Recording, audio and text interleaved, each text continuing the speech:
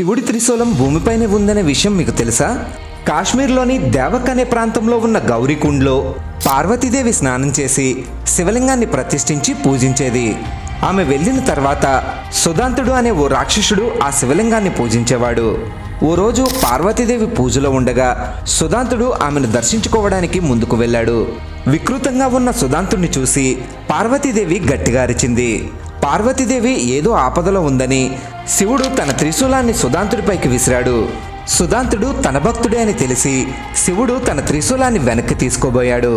తాను పూజించే దేవుడి చేతిలో మరణించి మోక్షం పొందడం కంటే భాగ్యం ఏముంటుంది అని సుదాంతుడు త్రిశూలాన్ని తీయొద్దన్నాడు. తన భక్తుణ్ణి తానే చంపినందుకు బాధపడి శివుడు త్రిశూలాన్ని 3 ముక్కలుగా విరిచి అక్కడే వదిలేశాడు.